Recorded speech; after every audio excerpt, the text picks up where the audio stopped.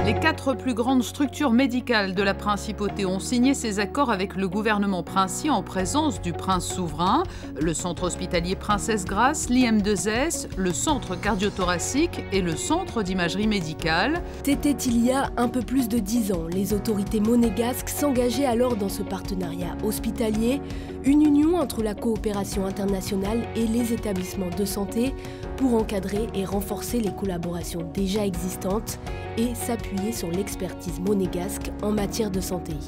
La santé, un domaine d'action prioritaire de la coopération monégasque. Donc l'idée de ce partenariat en 2010, c'était de créer une coopération, un partenariat pour pouvoir monter des projets dans les pays d'intervention de la coopération monégasque, avec l'expertise monégasque pour permettre la formation de médecins et pouvoir donc monter des opérations construites sur le terrain. Cela permet aux professionnels de santé des pays qui sont des pays partenaires de la direction de la coopération internationale de pouvoir venir au CHPG se former et être accueillis en stage qui peuvent aller de 3 à 6 mois. Cela permet aussi à ce que des professionnels de santé du centre hospitalier Princesse Grace se rendent sur place pour là aussi former les professionnels de santé de ces pays ou apporter une expertise. Le partenariat hospitalier prend différentes formes, échange de savoir, dons de matériel en fonction des besoins des pays partenaires,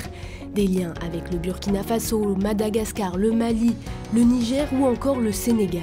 Le CHPG, très impliqué dans le domaine de la coopération internationale, a été source de nombreux échanges. Notamment, des sages-femmes parties en mission ont ensuite accueilli leurs consoeurs sur place. On commence vraiment à créer un lien. Moi, j'ai été en mission donc en binôme au CHN de Pikine. Ça nous a permis déjà d'amener du matériel par les dons de la DCI, donc d'améliorer un peu les qualités de travail. On leur a apporté un petit peu notre façon de fonctionner et bien sûr là-bas un accueil formidable. Quand on reçoit les stagiaires, on en a déjà reçu 6 depuis 2015. En fait, on leur montre notre pratique, le matériel qu'on a, donc on leur apprend notre façon de travailler en fait. Et après, elles repartent avec ce qu'elles peuvent appliquer, parce que tout n'est pas applicable. Alors, ce que je retiens de cet échange, c'est vraiment leur rapport à la femme, à la clinique. Elles travaillent, bon, nous on a le matériel, mais elles travaillent vraiment avec l'humain, leur sens clinique, leur toucher, leurs yeux. Elles arrivent à faire des diagnostics et nous, on est plus maintenant dans la technicité. Et vraiment, ça, c'est un retour aux bases. Le Sénégal et l'hôpital de Pikine à Dakar font donc office de véritable réussite dans ce partenariat. Ces échanges ont permis de grandes avancées dans plusieurs spécialités, notamment le développement d'une unité de celluliochirurgie gynécologique. Pour commencer le projet, je suis allé là-bas pendant plusieurs semaines pour essayer de monter un peu le projet, la faisabilité, de voir qu'est-ce qu'il fallait, qu'est-ce qui nous manquait, qu'est-ce qu'on pouvait commander. Et la première chose que je voulais, c'était former un chirurgien. Et donc, dès 2011, on a eu le premier chirurgien qui est venu au CHPG se former pendant 4 mois. On a formé des chirurgiens. On a quand même formé 8 chirurgiens au CHPG, 3 infirmiers de bloc, 2 anesthésistes. Progressivement, les équipes s'étoffent. Donc, ils ont consacré maintenant une salle entièrement à la celluliochirurgie. Et en fait, ils font 200 interventions par celluliochirurgie par an. Donc, c'est à peu près la même chose que nous.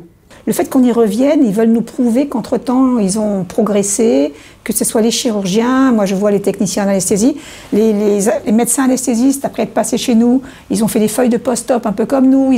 Alors, ils n'ont pas les mêmes moyens. C'est ce que je leur dis, il faut s'adapter avec vos moyens. Alors, j'ai accueilli des stagiaires, bien sûr, du Burkina Faso. J'ai même pris un interne pendant 6 mois. J'ai pris beaucoup de gens de Pikine parce que ce que je voulais, c'est quand même que déjà ceux chez qui on va, ils soient bien formés, quoi. Et après, quand j'ai des propositions, moi j'accepte toujours parce que c'est toujours très enrichissant. Parce qu'on se rend compte, par exemple, qu'au Burkina Faso, ils sont 7 anesthésistes réanimateurs sur tout le territoire, quoi.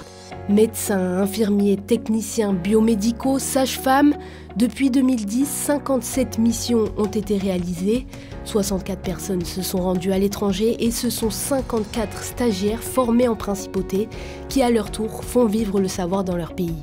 Après un bilan positif, place aux perspectives d'avenir dans ce partenariat. Là, demain, ce qu'il faut qu'on arrive à mettre en perspective, c'est capitaliser sur les projets qui ont fonctionné pour être en capacité de les dupliquer soit dans d'autres pays, soit dans d'autres spécialités, Mais c'est aussi accompagner les médecins pour qu'eux-mêmes, désormais, dans leur pays, soient en capacité de transmettre leur savoir, quitte à ce qu'on les accompagne encore un peu en leur permettant de venir finaliser leur formation, leur diplôme en Europe.